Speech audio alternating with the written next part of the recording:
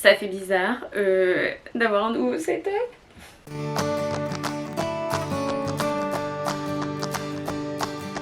Bonjour à tous et à toutes, comment allez-vous? Bienvenue dans une nouvelle vidéo. Aujourd'hui on fait une petite update lecture des 5 dernières lectures que j'ai effectuées et nous sommes à Oxford, bonjour. Ouais, je sais, ça se voit pas, hein.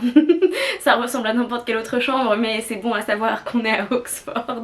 Le premier livre dont j'ai envie de vous parler, c'est Le Serment des Lampions de Ryan Andrews, que du coup j'ai lu en France et que je n'ai pas ici, puisque c'est un beau et gros roman graphique dans lequel on va suivre deux jeunes garçons principalement. C'est la nuit du solstice d'automne, donc 21 ou 22 septembre, quelque chose comme ça, on vient juste de le dépasser. Dans leur village, la nuit du solstice, eh bien on met des lampions sur la rivière et ils suivent le cours de la rivière jusqu'à ensuite arriver dans le ciel. Et je crois qu'il y a un truc du coup avec les étoiles, tout ça. Et il y a deux jeunes garçons qui se disent mais j'y crois pas trop, enfin on n'y croit pas trop, ça paraît un peu être une histoire inventée par les adultes ou alors une légende, etc. Personne ne questionne cette légende, donc mais qu'est-ce qu'il se passe vraiment quoi? C'est étrange. Et ils vont décider de suivre la rivière et de suivre les lampions, et ils font au début du roman graphique le serment de ne pas se retourner et de continuer jusqu'au bout en gros. Et ça va être une espèce de roman initiatique qui se passe sur une nuit, la nuit du serment des lampions. Avec, je pense que c'était décrit dans le derrière de couverture, avec cette ambiance très Miyazaki. C'est vrai qu'on a une espèce de réalisme magique, magical realism, un peu de sorte de fantastique, mais en fait qui est complètement compris et apprécié et qui est pas du tout surprenant, avec des ours qui parlent, ce genre de choses. Et c'est vrai que ça m'a fait énormément penser au château ambulant, au voyage de Chihiro, etc. Donc j'ai vraiment énormément apprécié ce roman graphique qui pour moi avait une ambiance vraiment très très chouette. Donc je remercie énormément une de mes meilleures amies, Salambo, qui me l'a offert au mois d'août, et j'ai décidé de le lire juste avant de partir pour Oxford, et c'était vraiment trop chouette. On a Le Bal des Folles de Victoria Mass, ou Ma, je ne sais pas comment on dit, qui était sorti pour la rentrée littéraire de l'année dernière, je crois. Je ne sais plus si c'est cette année ou l'année d'avant. Il est relativement récent et on va suivre des femmes qui sont internées à l'hôpital de la Salpêtrière à Paris, fin 19e siècle, le service des internés, des hystériques de Charcot, du professeur Charcot, qui est assez connu pour ses travaux en psychiatrie, psychologie, psychothérapie, tout ce genre de choses. Et donc on va suivre à la fois des femmes qui sont internées, mais aussi une femme surtout qui les encadre. C'est la compagne de mon parrain qui me l'a prêté, et j'ai été agréablement surprise parce que je m'y étais pas énormément intéressée quand il est sorti, j'en attendais pas grand chose, et j'ai vraiment énormément aimé ce livre qui est quand même assez court, assez percutant, et qui nous parle du thème de la folie féminine et de l'hystérie, de pourquoi, du comment des femmes qui étaient internées dans ce fameux hôpital de la Salpêtrière.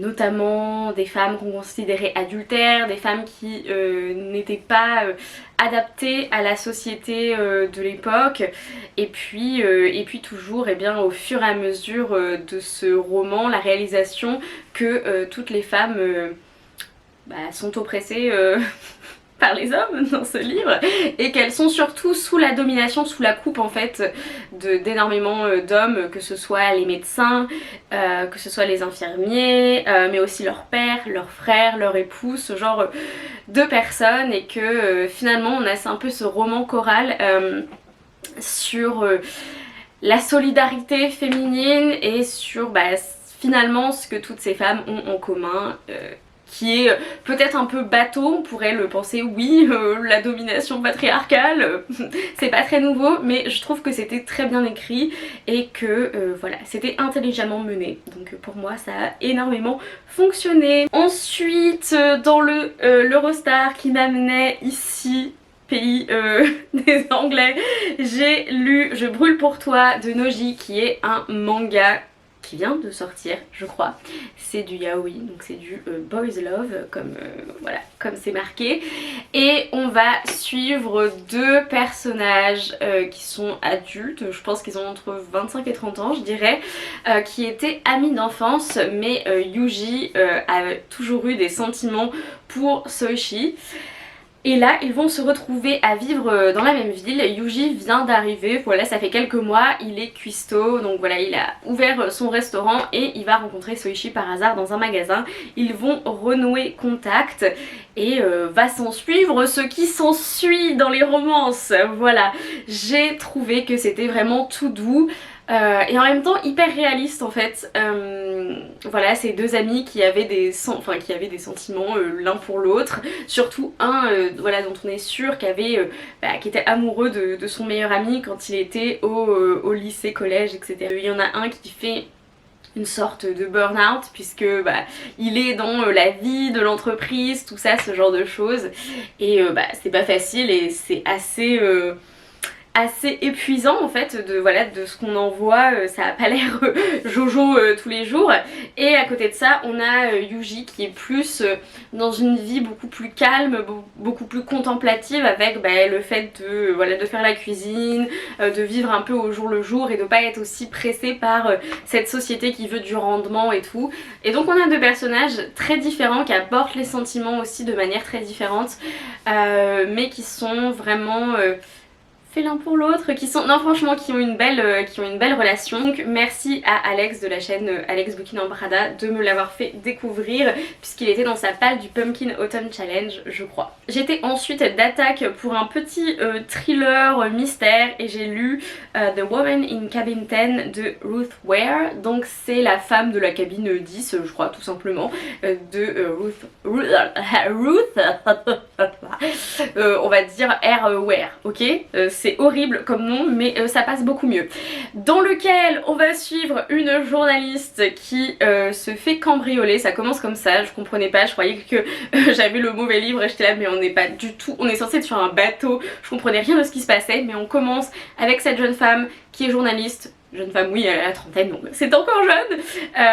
Et puis elle se fait cambrioler, du coup elle arrive pas trop à bien dormir dans son appart, ce qui paraît assez logique, juste avant de partir sur cette fameuse croisière de luxe pour voilà, couvrir le premier voyage de ce yacht de luxe. Le premier soir, bon, elle va être là, elle va rencontrer à peu près tous les personnages qui sont en huis clos puisqu'ils sont sur un bateau et que normalement personne ne peut monter ni descendre de cette croisière.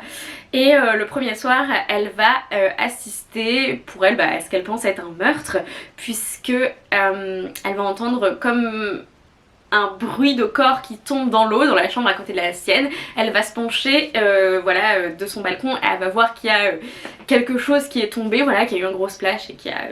voilà, je sais pas, quand quelque chose tombe dans la mer quoi. Et elle va avoir du sang sur le mur qui sépare, enfin l'espèce de truc, vous savez, en plexiglas qui sépare genre les balcons ou voilà, les terrasses, ce genre de choses.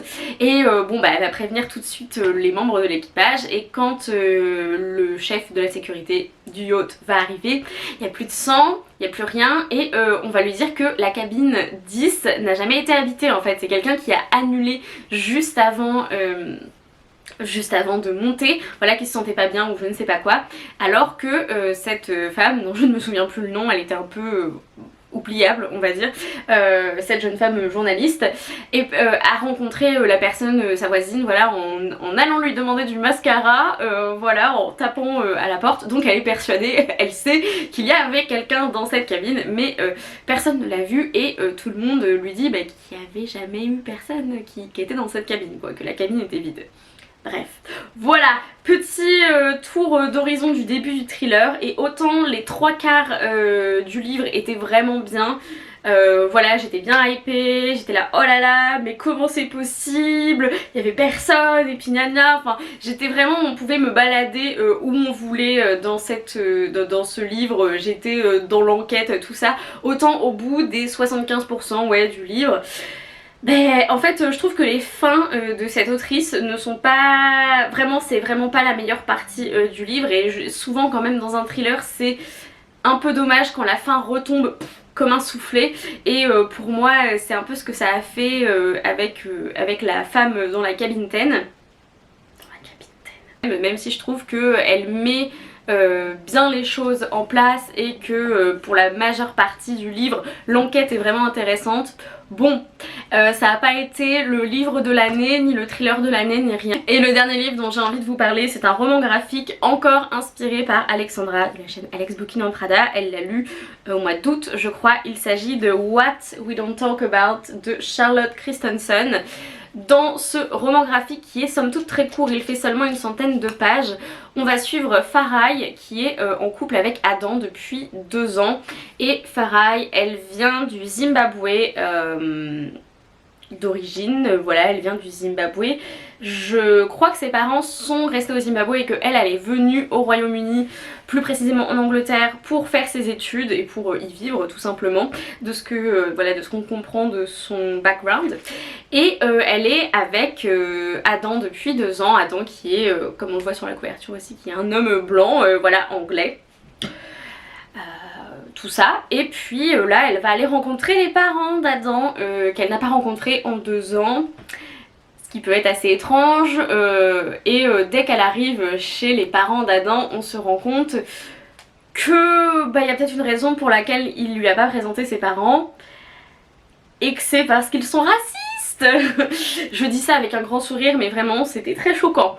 Bref, on va suivre justement ce séjour chez ses beaux-parents avec Adam qui se transforme aussi, il faut le dire, qui justement ne voit pas forcément ne voit pas du tout le racisme de ses parents et le problème dans ce qu'ils disent, alors que vraiment c'est très évident. Vraiment, je m'attendais à ce que ce soit entre guillemets des remarques subtiles pour nous dire oui le racisme peut prendre différentes formes. Non mais là c'est quand même assez évident, je lisais le truc, j'étais mais les gens peuvent pas dire ça dans la vraie vie, genre c'est pas possible, c'est impossible. Et je me disais mais à sa place, mais je leur en aurais décollé 2 ou 3 mais direct, genre elle arrive. C'est vraiment, ça va de son prénom, au prénom de ses parents, au nom de l'université dans laquelle ils étaient allés. Donc genre les prénoms et les noms africains sont rigolos et bizarres. Toi t'es là, ça commence bien. Et on fait plein de généralités, surtout en fait, sur ce qu'ils appellent les Africains, sur les musulmans, etc.